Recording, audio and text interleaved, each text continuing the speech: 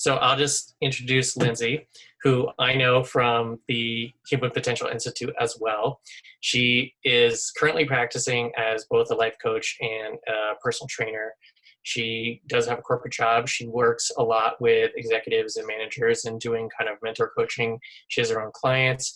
She has a lot of specialty in kind of biohacking things. She has a lot of tech that she uses, and she knows a lot of stuff about kind of cutting edge things that I don't know about. She's introduced me to a lot of things that I now have either incorporated into or I'm doing more research on. She does have a lot of specialty in helping people that have chronic illness, and she can pick it up from there. But I thought it would be really helpful for her to come in from a different perspective and also some of the specialty knowledge that she has, especially with like biohacking and technology that I don't have, to kind of give a different viewpoint on some of the things we've talked about before. So with that, let Lindsay have it. And like I said, if James or Ben, or sorry, I was just looking at Ben. If James or Eric let me know if they're going to come on or not, I'll let everybody know. But otherwise, I will assume they're going to listen to the recording at some point. So I'm going to mute myself and let Lindsay jump in. Is there anything specific within those that you want to start with as a jumping off point? I mean, it's pretty broad, right? So where's the most logical place to start as a jumping off point, do you guys think? Well, I would say that sleep would be a good foundation, because you're not going to have good recovery or good training unless you have good sleep. And also, James travels a lot and goes to conferences, and being in Alaska, he has to take a 1-hour flight from his town to leave his town. So like for me to go to the airport, I drive. For James to go to the airport, he has to fly to get to the airport so he can then go to where he's going. So his commutes are terrible. And every once in a while, he'll miss a flight due to a storm, and he has to spend the night in the airport, things like that. So, and Ben is on the road all the time. I mean, he will sometimes do 12-hour drives overnight. And so I think we should probably go in that order, like sleep first, and then recovery, and then exercise last.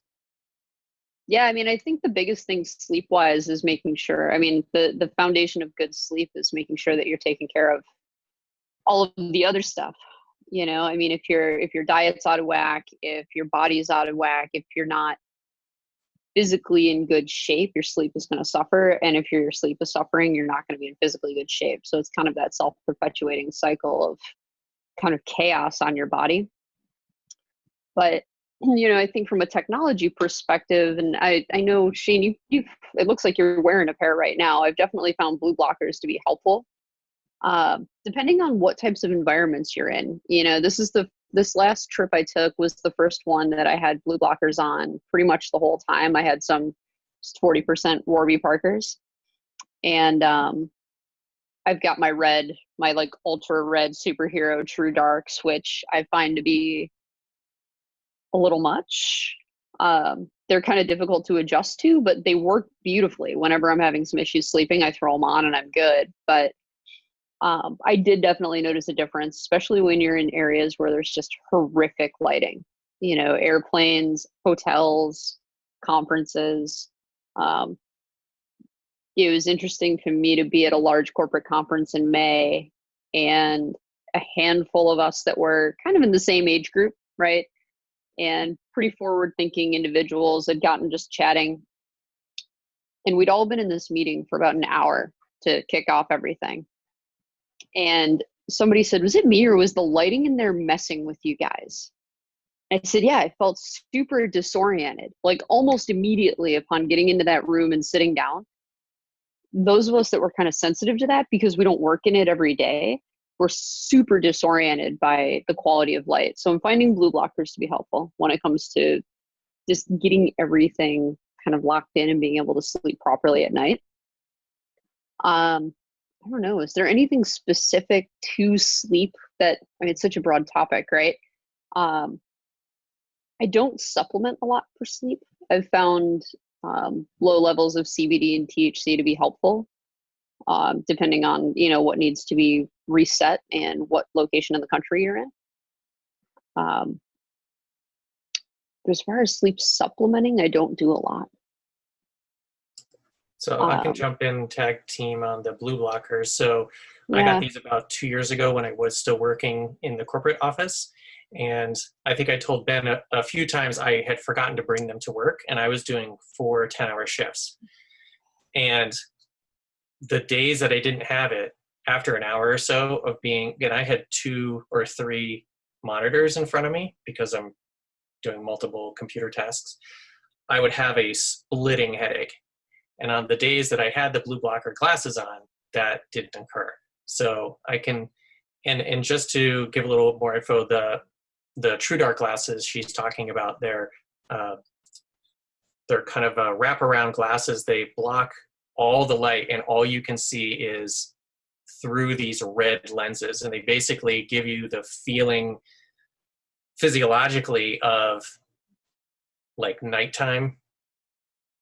So you're not looking at blue light and having it trick your body into thinking like, oh, I'm looking at the sun, and so I'm going to wake up. And James actually has a pair, and the last time I saw him, he had me try them on, and they're a little weird because they're so red, but I did feel a difference. I don't think I would probably use them myself, but I have found, like when I went to the Human Potential Institute workshop, we were in a conference room, like at a, whatever, big suite, Hilton or something. And I wore these the whole time, all day. I usually only have them on if I'm doing computer work, but things like that, this is a very easy hack, because otherwise, yeah, I get headaches and it feels terrible. Absolutely. So, Benjamin, hours and routines for sleep. It's funny from an hours perspective. There are times if I'm getting great sleep, and I use my Garmin to track my sleep quality. From a technology perspective, I find it to be super helpful. Just in kind of a lot of times confirming what I feel to be true, right? I wake up and I'm like, I don't feel like I slept real good last night, despite having 8, 9, 10 hours. And I'll look, and I spent like an hour out of 7 in REM mode. And it's like, okay, what was going on with me last night? It also allows me to track things like, when I do X, do I get better sleep? And I know that there's a lot of different technologies out there. There's the ring that Dave Asprey talks about. I've never tried that, but I know a couple of our HPI peers definitely utilize it. I personally just use my Garmin watch. It tracks movement and heart rate over the course of the night, but I tend to find that quality is way more important than quantity when it comes to sleep. I can function perfectly on 6.5 hours of really good sleep versus 9 crappy hours. And I think environment has recently come to the front of my mind in terms of how extremely important it is. I was living in a place where my bedroom window was like right on a main road, and it was loud all the time. There were sirens, there was a lot of, loud motorcycles, a lot of traffic. And I didn't realize until I moved out of that apartment and into one that's much quieter. It's well off the main road. My bedroom points to an alleyway. My sleep almost immediately overnight took a huge turn and it got much better. So in terms of quality of sleep, I look at things like the amount of time I spend in deep sleep and REM sleep. So time in restorative mode is what I look at. Times I've woken up during the night. So things like that tend to be pretty important in terms of the level of quality of sleep I get. If I'm up, 2 or 3 times in a night for whatever reason, or, I'm moving around a lot, I'm not getting a lot of REM sleep, and I'm not seeing those cycles on my app, I know that there's a problem. And I found in the noisier environment, even though it was ambient noise and kind of felt like white noise, I was getting way fewer cycles of REM sleep, and I was waking up quite a bit more. And to jump in again, so Ben, the ring she was talking about, that's the Oral ring that James has that he recommended, and I know James uses it a lot. Does that look right to you? OURA? It's something like that. I'm sure if you did a search, Google would say, "Did you mean?" and supply it to you. So he lives and dies by that ring, and so I know because I'm his trainer. So we had a training session recently, and he said that, oh well, I've not done the extras the last couple days because I need to recover. And I said, oh, how do you know that? And he's like, well, my ring told me. So he uses that like on a daily basis to track his energy and help plan out, you know, does the data, like Lindsay was saying, say this is the day to, or, you know, this is a good week to push myself and do a lot of work or a lot of training or stay up late or do whatever, or is this a week that I need to recover for a few days so that way later on I have, you know, the ability to push myself? Because he also, you know, dealing with law stuff, sometimes he's up till 2 a.m. because he has a lot of work to do, and it's not training at all, but it's still pushing him.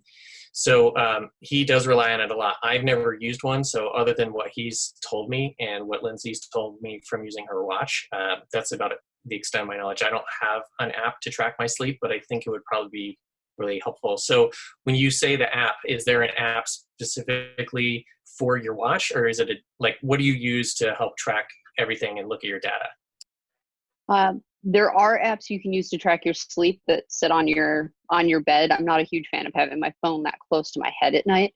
But yeah, my phone has because I have a Garmin watch, I use the Garmin Connect app, and it's able to actually show me, I'm not sure if I can pull it up on my phone so you guys can see it. I'll give you a quick view.